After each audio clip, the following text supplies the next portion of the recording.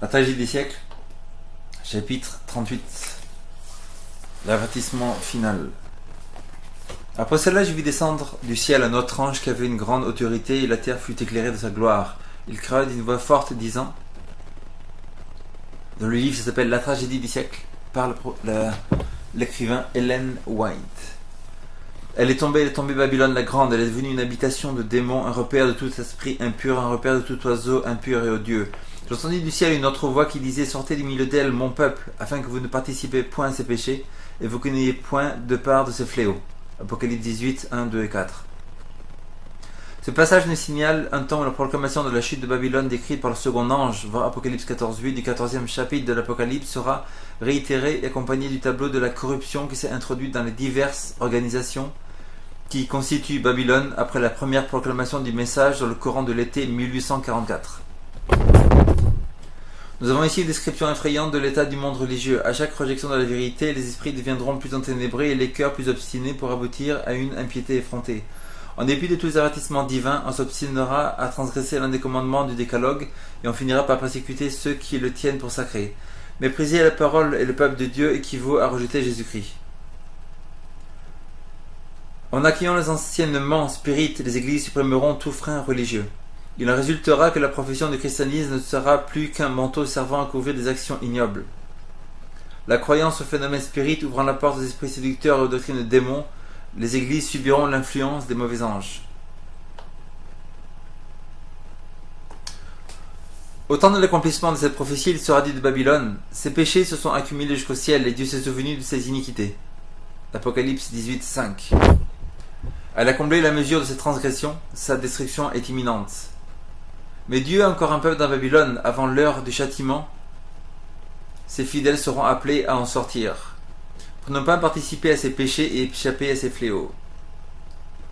De là, l'avertissement symbolisé par l'ange qui est descendu du ciel éclaire toute la terre de sa gloire et dénonce avec véhémence les péchés de Babylone et fait retentir cet appel.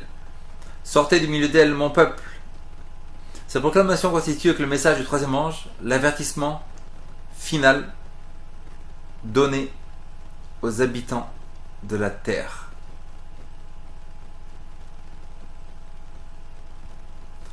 Le monde va au-devant d'une terrible crise. Les nations de la terre, coalisées pour faire la guerre au commandement de Dieu, décréteront que tous, petits et grands, riches et pauvres, libres et esclaves, Apocalypse 13, 16, sont tenus de se conformer aux usages de l'Église en observant un faux jour de repos. Quiconque s'y refusera sera passible de peine civile et finalement déclaré digne de mort. D'autre part, la loi divine enjoignant l'observation du jour de repos du Créateur exige l'obéissance et menace de la colère de Dieu celui qui en transgresse les préceptes. La question étant ainsi posée, fouler aux pieds la loi de Dieu pour obéir à un décret humain équivaudra à recevoir la marque de la bête. Ce sera accepter le signe de la soumission à une autorité autre que celle de Dieu.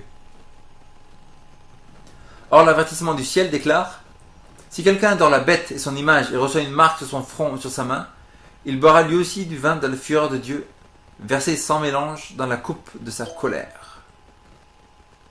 Apocalypse 14, 9 et 10. Mais nul sera l'objet de la réprobation divine avant d'avoir eu l'occasion de connaître la vérité et de la rejeter. Une foule de gens n'ont pas encore entendu les vérités spéciales destinées à notre temps. L'obligation d'observer le 4e commandement ne leur a jamais été présentée sous son vrai jour.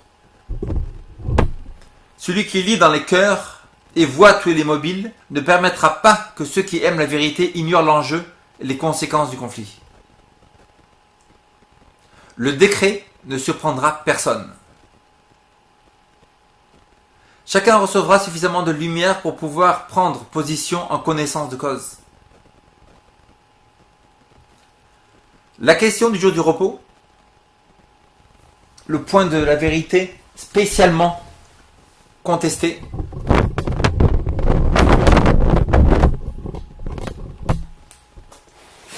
la question du jour de repos, le point de la vérité particulièrement contesté, sera la grande pierre de touche de la fidélité. Lorsque les hommes seront soumis à cette épreuve finale, une ligne de démarcation claire et précise sera établie entre ceux qui servent Dieu et ceux qui ne le servent pas. D'une part, l'observation d'un faux jour de repos conformément à la loi de l'État, opposée au quatrième commandement, constituera la soumission à une autorité en conflit avec celle de Dieu, et d'autre part, l'observation du vrai jour de repos selon la loi de Dieu sera une preuve de fidélité au Créateur. Tandis que les uns, en acceptant le signe de leur soumission au pouvoir terrestre, prendront la marque de la bête, les autres, en choisissant le signe de la fidélité à l'autorité divine, recevront le sceau de Dieu.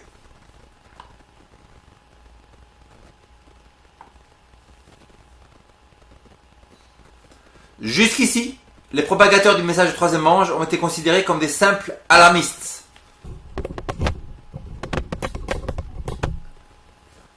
On a qualifié de vaines et d'absurdes leurs prédictions annonçant que les États-Unis glisseraient un jour dans l'intolérance religieuse.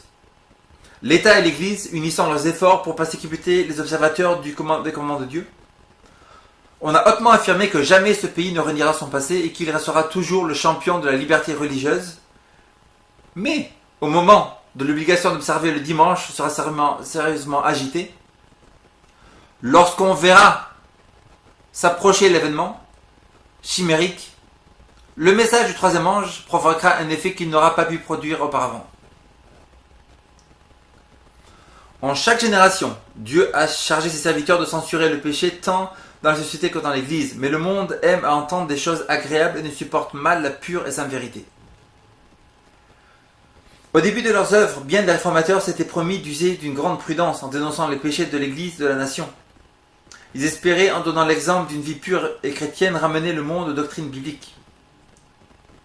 Mais l'Esprit de Dieu s'empara d'eux comme d'Élie lorsqu'il censura les iniquités du roi impie et d'un peuple apostat.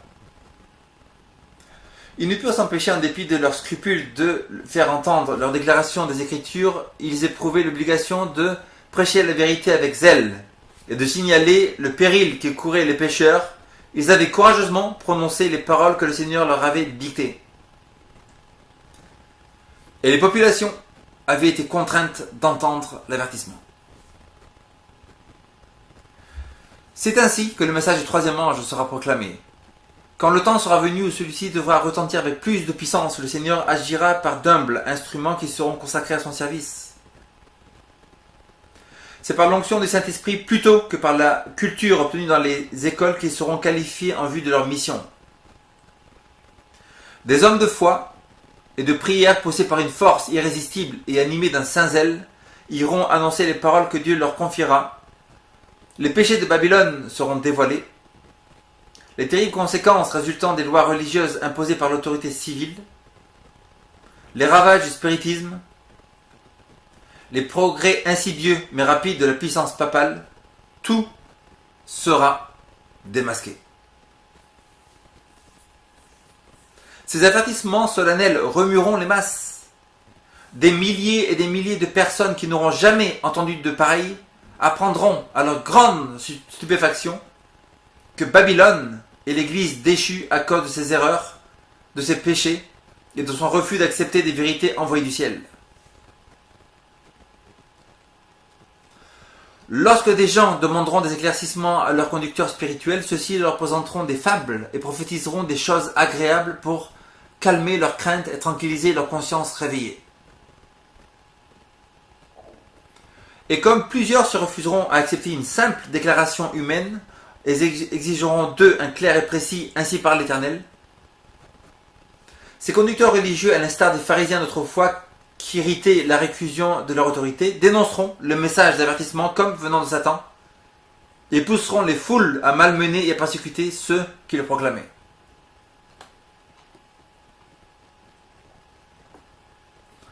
La controverse gagnera des régions nouvelles où l'attention du monde sera attirée sur la loi de Dieu foulée aux pieds.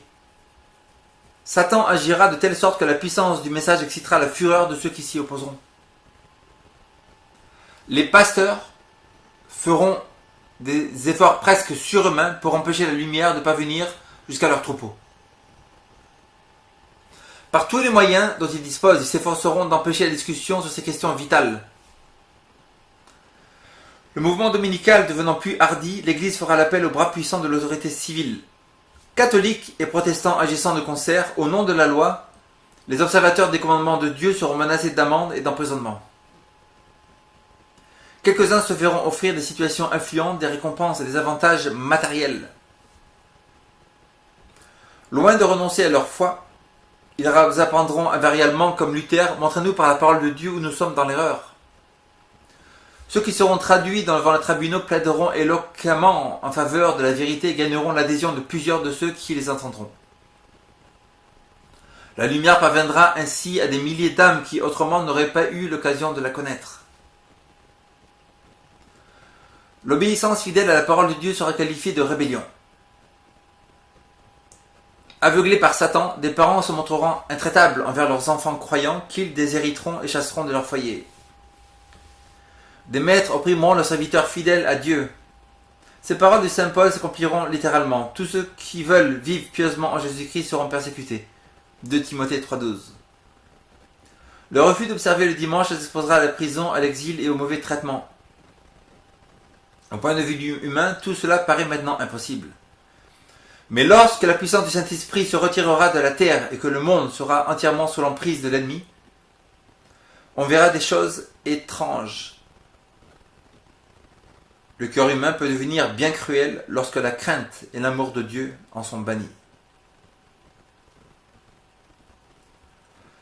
À l'approche de leur âge, un grand nombre de personnes ayant professé la foi au message du troisième ange, mais qui n'auront pas été sanctifiées par l'obéissance à la vérité, changeront d'attitude et passeront dans les rangs de l'opposition.